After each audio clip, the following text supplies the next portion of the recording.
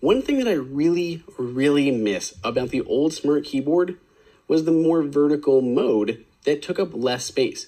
Here you can see, and many people didn't even know that this was possible with the Smart keyboard, but it folds up extremely nice right on the back of the iPad, gives you a nice vertical display. Perfect for watching movies, using it as a teleprompter, many other situations.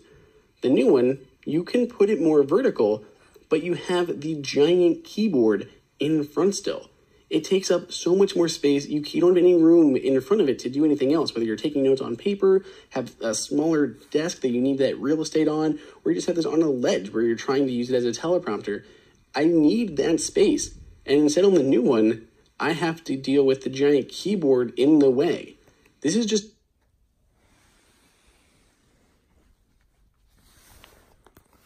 So I just wanted to address this real quick because honestly, it took me a while before I bought this case.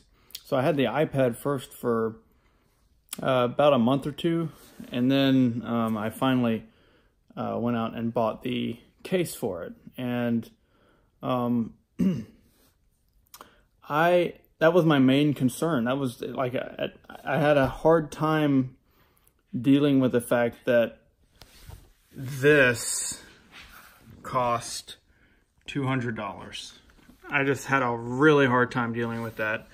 And I knew that you could have two different angles, but something about that still just put me off to the idea of, you know, if I was watching a movie on here, I still had to deal with this. So that, you know, it required this much space in front of the keyboard, in front of the iPad, just taken up. So let me take the Apple Pencil off. I figured out a way around this, and I wanted to share this in case anyone else was having a similar problem. So it's quite simple. So basically, I'm doing this one-handed, so bear with me. So if you have your iPad closed like this, here's what you do. It's very, very simple. So now you have this art easel mode, and that's, you know, pretty much problem solved. So sitting in front of this, I can, if you have your Apple Pencil on the ledge, it'll kind of default over the edge like that, which is fine. If it doesn't get in your way there, you can just leave it there. You know, it'll actually stay there and it'll snap back around and then it'll charge. So when you go to set it down like this, if you kind of push it back, it'll just round over the edge there. So this is not a bad compromise, in my opinion, because the iPad is mostly resting on the case. So the iPad itself is kind of off of the surface here. And the case kind of keeps it, there we go. The case itself kind of keeps it from skidding. And then back here you have a nice edge. So you can kind of play around with the angles here.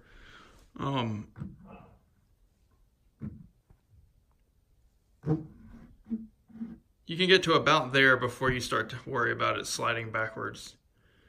So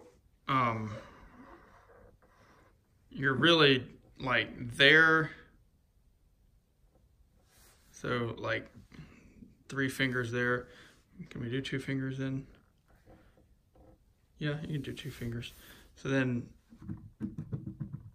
spread this open to about there, which is about 1 hand's width, I guess. Well, my hand anyway. I don't know. Your hand might be different.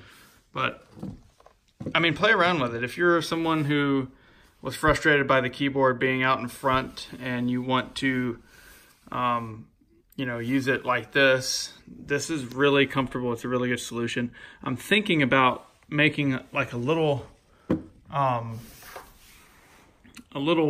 like block, like maybe even just a piece of bent aluminum about from here to here, or perhaps